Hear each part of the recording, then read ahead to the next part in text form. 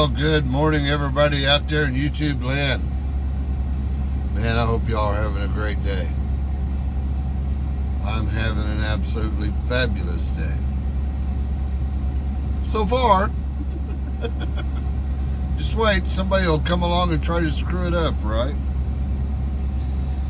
Well, if you saw the title of this video, Dumbass Truck Drivers. Well, we're going to talk about some dumbass truck drivers. But I kind of use that title as clickbait, because even though I'm going to be talking about dumbass truck drivers, it's not going to be exactly what you think. Most of you think that I'm going to be showing you video of stupid things that people do out here in these trucks. It's not what this video is going to be about. And as I talk about the subjects in this video, I want you to ask yourself the question: am I talking about you? Because if I'm talking about you, you are the problem with this industry. Now, those of you that already know you're the problem of the industry, you've clicked off the video already. You know, being a good truck driver is kind of like being a good Christian. You know, you can always tell a new Christian, right?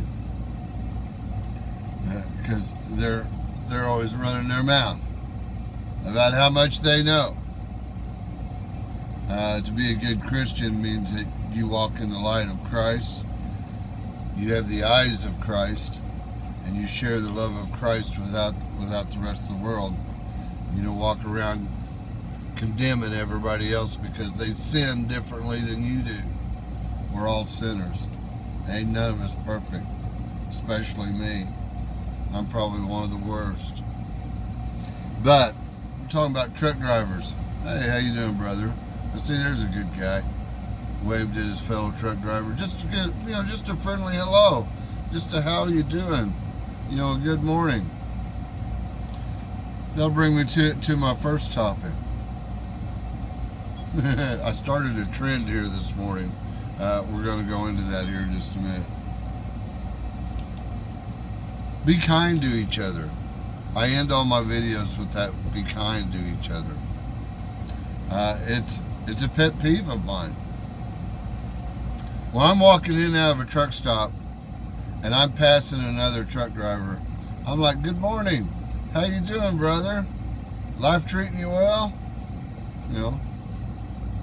Just a verbal communication of a hello and a mutual respect. That's all it takes. Because I'm going to tell you, when I pass by somebody, I go, good morning, how you doing? They don't say a word to me. They just look at me like I'm a freak and walk along. Well, you know what? I keep talking then. And I make sure they go, well, I'm doing great. Thanks for asking. Yeah. Little piece of crap.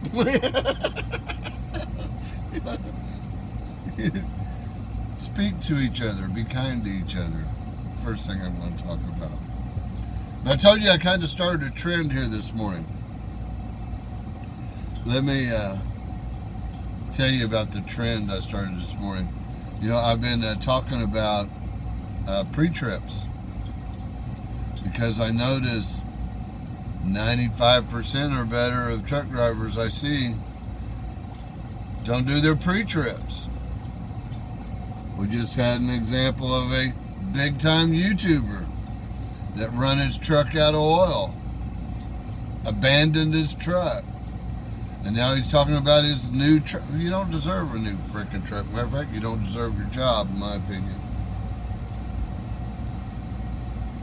How many of you out there are actually doing your pre-trips? Now, I understand, once you've been in a truck for a while and you know this truck, I pretty much know how fast this truck is using oil, but I still check it every day. To give you an example of that, I drive a lot of brand new trucks. This is my second 2019 that I'm in here today. This one here, the first one I think I put 40,000 miles on it. This one here I've got 74,000 miles on it. They're already offering me another new truck. I turned it down. I told them I don't want a 2020. I'm tired of moving, man. It takes me a day to move all this crap from one truck to another truck. I said, give that new 2020 to somebody that really wants a new truck real bad. I've driven enough new trucks. I like this baby girl I'm in right now. She's a freaking sweetie. I love her. But anyway, the trend I started this morning. This is what I was talking about, being a good Christian. You gotta quit running your mouth and start leading by example and walking your walk instead of talking about it.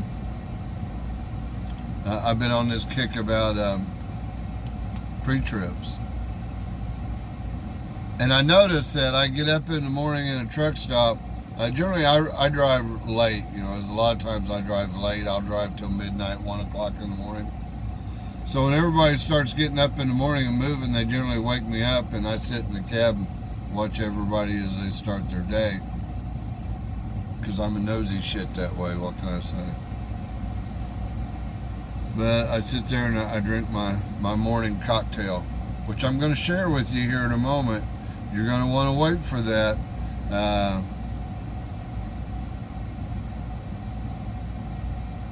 I'll get onto that more here later toward the end of the video. You'll want to wait.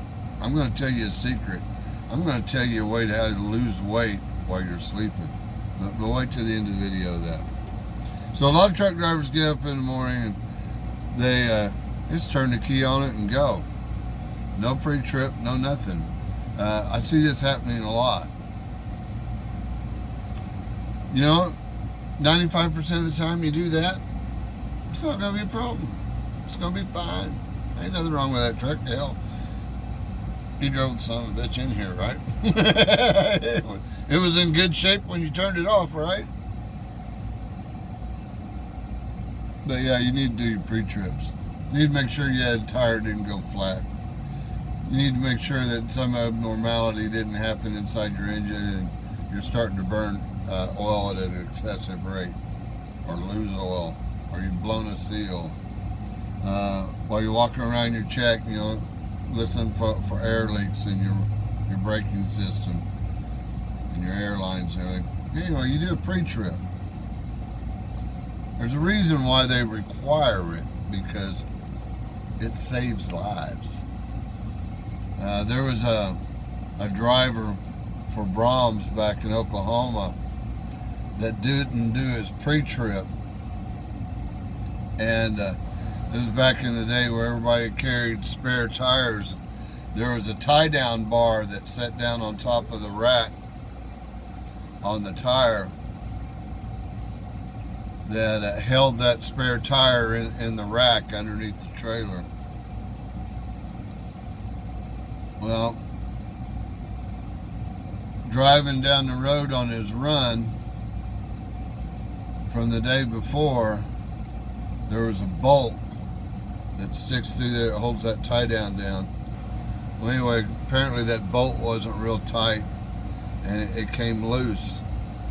And as he was driving down the road, it dropped that bolt out of the spare tire carrier. So now that arm that holds that tire in there is just laying on top of that tire loose. He got in his truck that morning and didn't pre-trip his truck. Never saw that bolt was missing. Didn't see that carriage had a loose tie-down arm on it. He just got on into his truck, started it up, started rolling. He's going down 2-lane highway. That bar come out from underneath that truck and went into oncoming traffic and went through the windshield of a passenger car and decapitated the driver of that car and killed him. Freak accident, right? You think that truck driver was liable for that? Damn right he was liable for that. He didn't do his job. That's the reason why we do pre-trips. We save people's lives every time we do it. You want to be a hero? Do your pre-trip.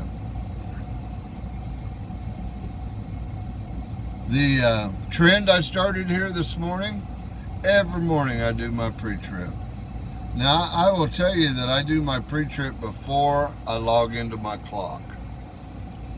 I get up an hour before I need to start rolling. You know, my 9 hours of my 10-hour break, I get up, take my dog for a walk. The Banger's got to have her little playtime out in the grass and run around and do her thing. And as soon as we get done doing that, we come right back and we do our pre-trip. And the Bangers goes with me. We walk around the truck and we do our pre-trip. First thing I do is pull the hood, check the oil. Anyway, I kind of showed y'all the other day how I do a pre-trip. But this is what I was talking about. Be the example. Just because everybody else isn't doing it doesn't mean you don't do it. Don't be like everybody else. You know, I said in another video, if you want to be successful in life, look at what the whole crowd of people is doing and probably ought to go the opposite direction and walk your own path. You'll be a lot more successful in life than following everybody else. So I get up this morning, I do my pre-trip. And this is the trend I started. I've noticed if I'll get up in the morning and just kind of be casual and take my time about doing my pre-trip, that the other truck drivers watching me, will get out of their truck and do their pre-trip. They're like, oh yeah, I ought to do a pre-trip on the truck, I got time, you know. So this is a trend. So this morning, I got up, walked the dog, did my pre-trip. Across the highway, there's a flatbedder there hauling pipe. And he was sitting in his truck. I saw him looking at me while I was doing my pre-trip. The guy over here in his truck to my right, he was watching me as I was doing my pre-trip. The guy to my left, he was also watching me. He waved hello, said good morning, that kind of stuff while I was doing my pre-trip.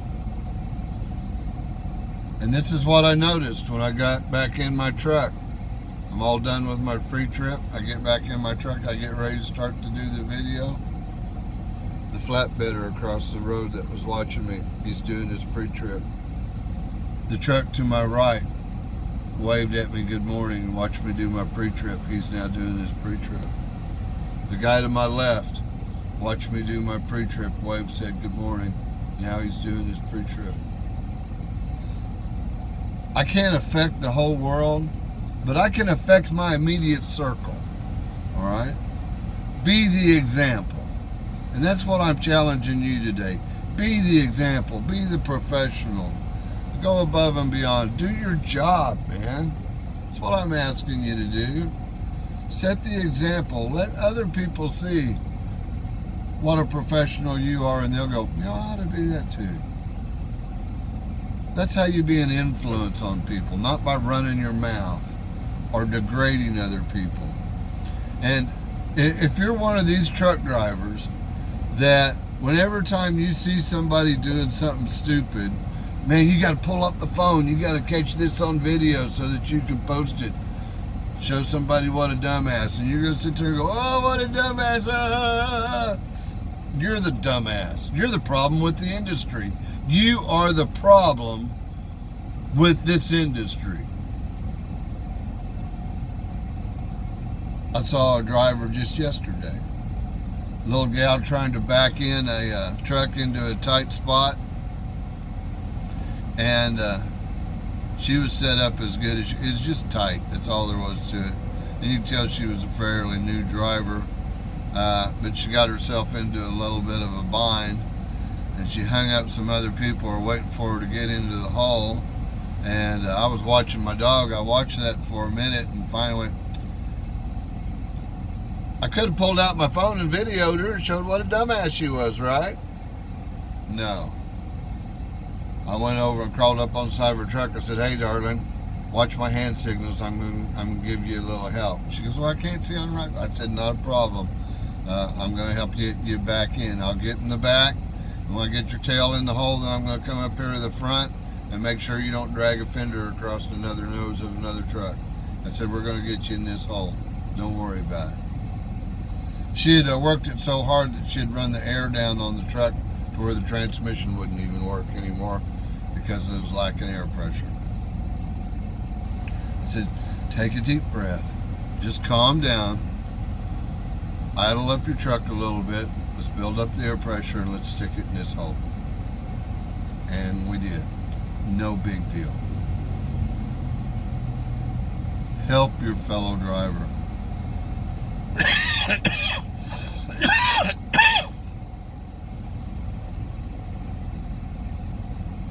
That cough isn't because I'm in bad health.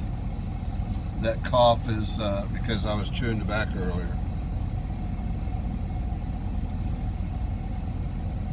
Be the light of the industry, man.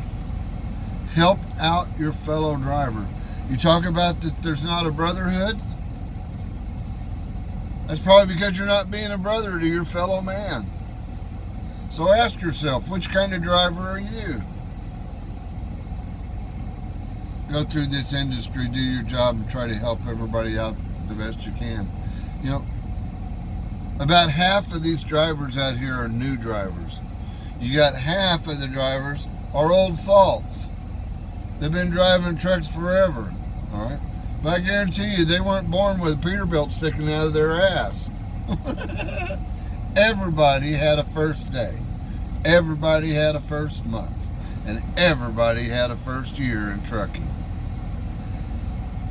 That's the reason why I tell my trainees all the time, I say, you don't want a brand new truck as your first truck.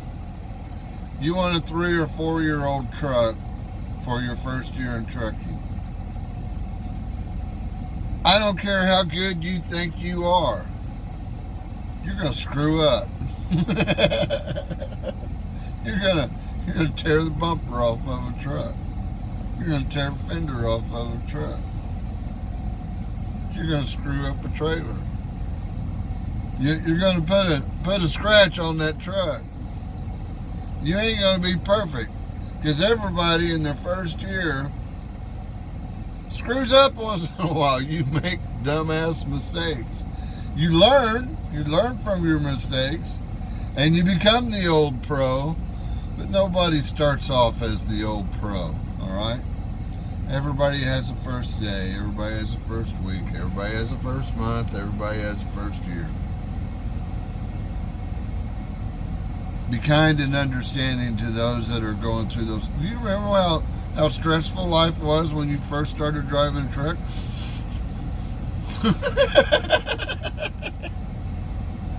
and now, you know, you've got a few years underneath your belt.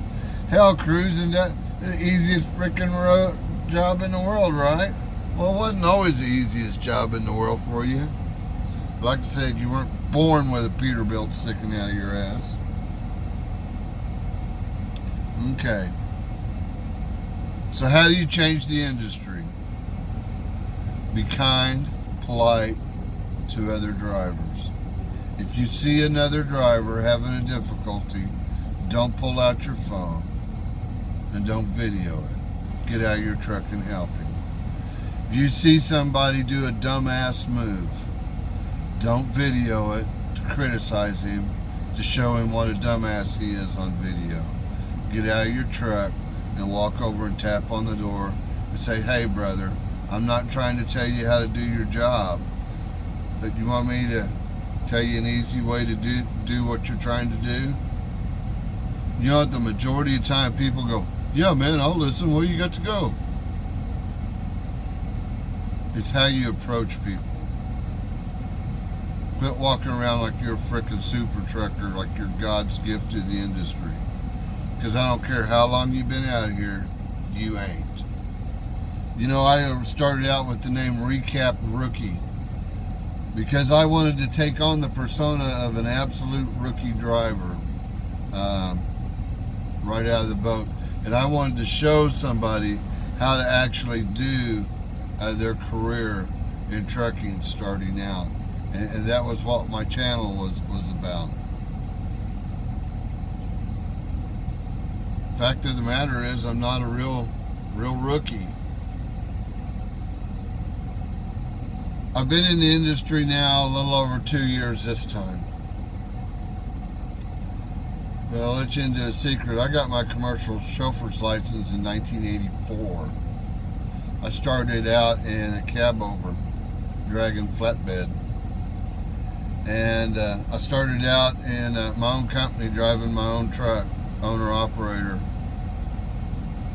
And I drove from 84 up to the early 90s.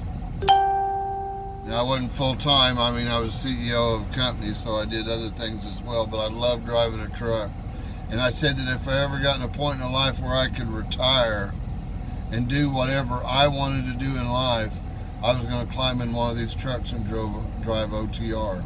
That's right, I'm not out here driving OTR because this is the only job that I could get. I'm out here driving OTR because I love this job. I love this industry.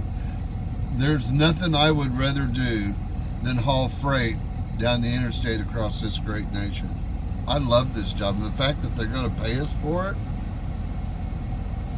I'm one of those strange ducks. I love this job. People ask me how long I'm going to drive. Well, this is my retirement gig. So I'm going to drive this truck until someday I pass out and roll her off in the right side of the ditch.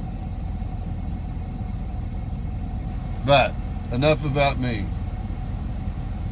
I'm just another guy going through the world, trying to share my experience, trying to help out my fellow man the best I can, and be kind to others, and do the good Lord's work, whatever He puts in front of me on a daily basis. Now here, I told you I was going to give you a surprise. I was going to give you a gift. This is the gift. I had somebody recently comment. I generally don't talk too much about trolls and nasty things people say in my comments. I don't give them any legs.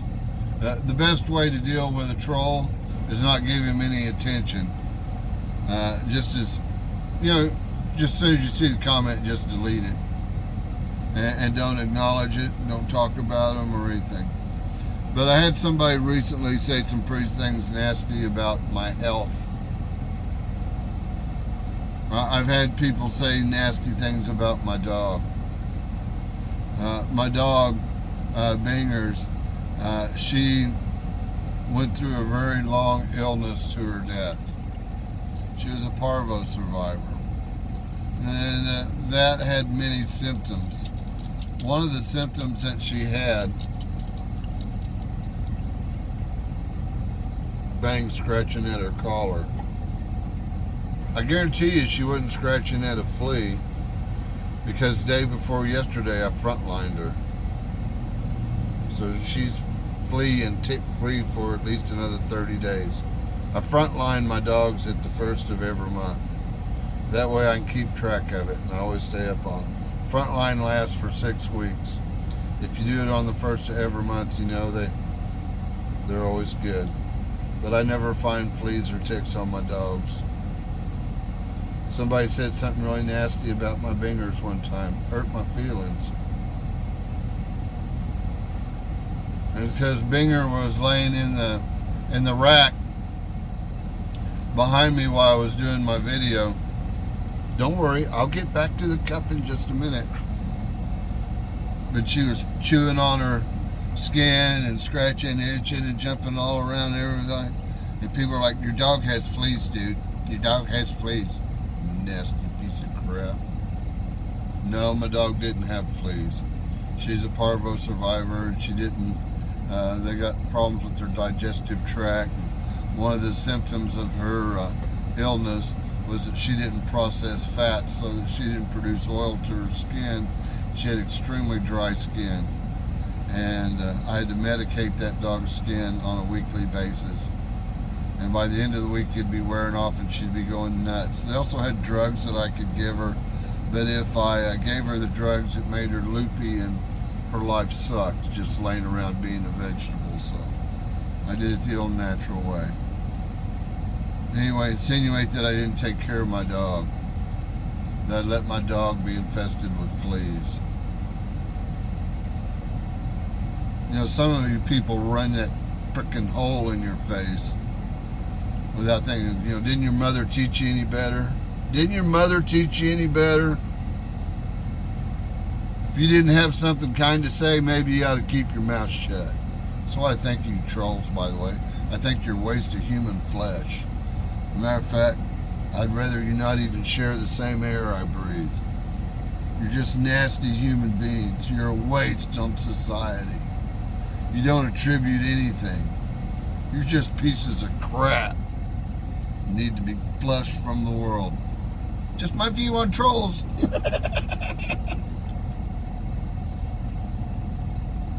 Somebody said something about my health recently. You can hear me breathing. One of the reasons why you can hear me breathing, it sounds like I'm short of breath.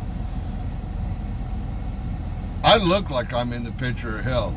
I'm slim, I'm trim, I'm active, I'm all those good things.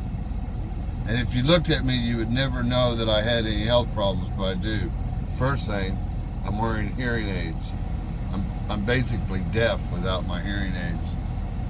I'm wearing a Bluetooth mic right here.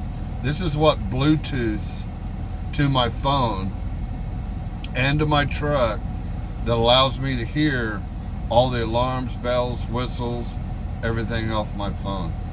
And this is actually my mic that I'm talking to you on right now. So yeah, you hear me breathe. It's right here by my mouth.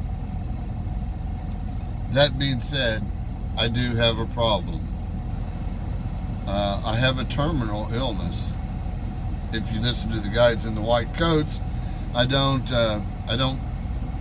practice modern medicine. I practice holistic medicine, which is going to bring me back to this in just a minute, the secret. But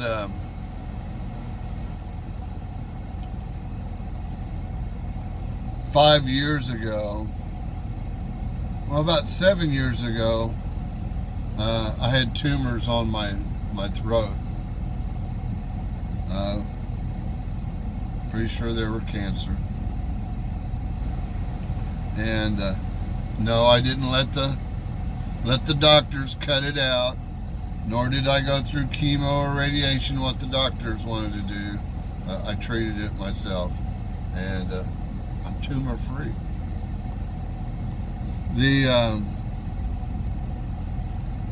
About 4 years ago, I guess it was 3 or 4 years ago,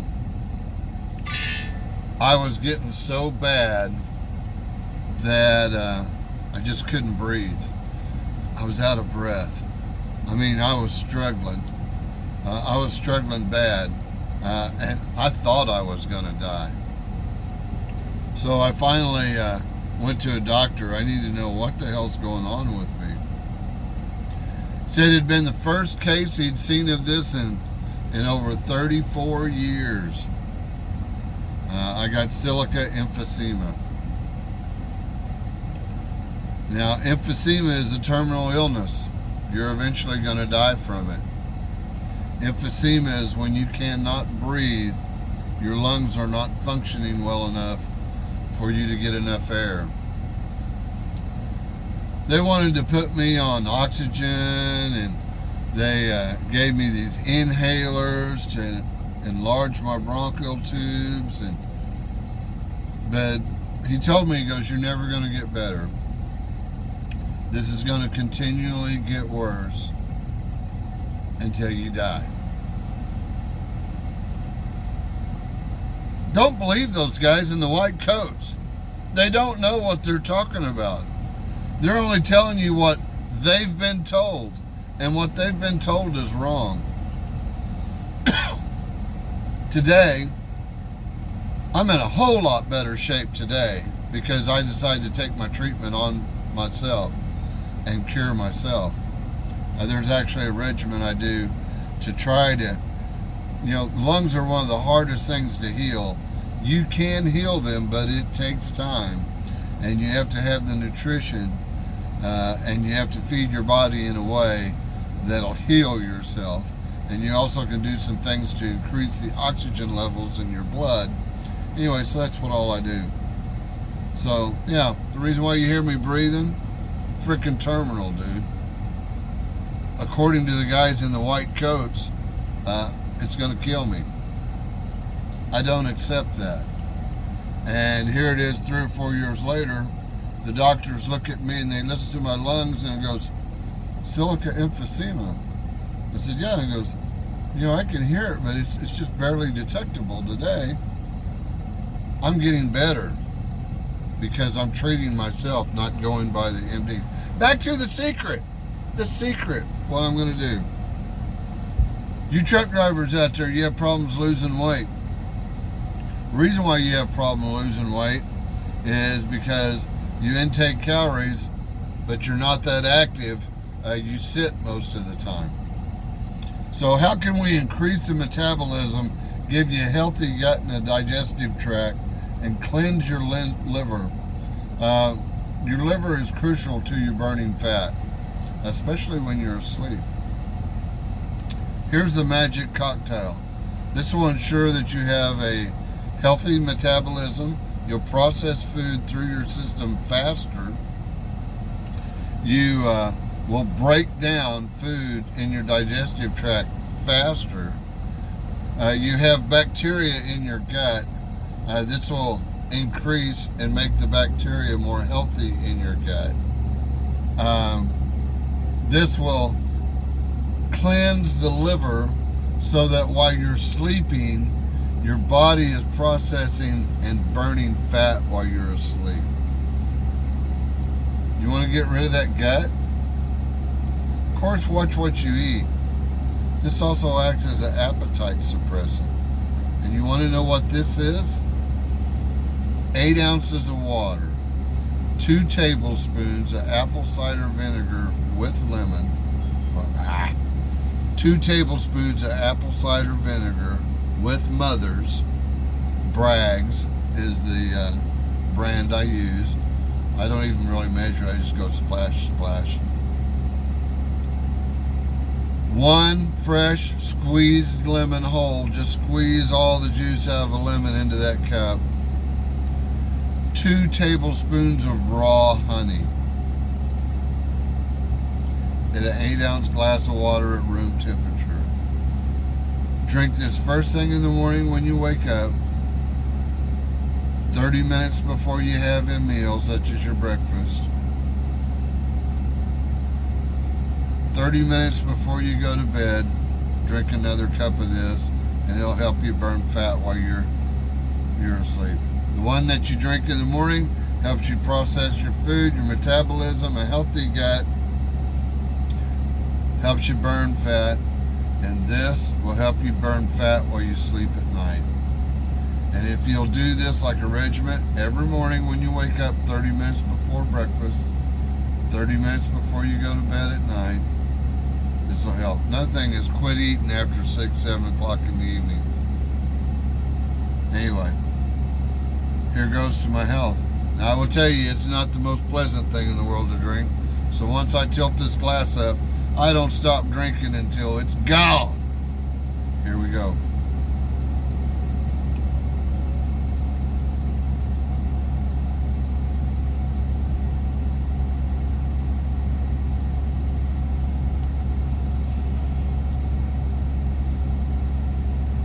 Yeah.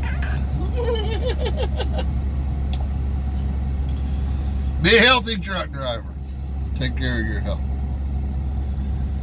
Well, guys, I am definitely past my 10-hour break. I've done my pre-trip. It's time for me to make some money. Man, I hope y'all have a great day. It's a beautiful day here in Montana. It is gorgeous. Hope y'all have a great day. God bless each and every one of you. Remember, you too can change the world. All you got to do is be kind to each other. Bye-bye.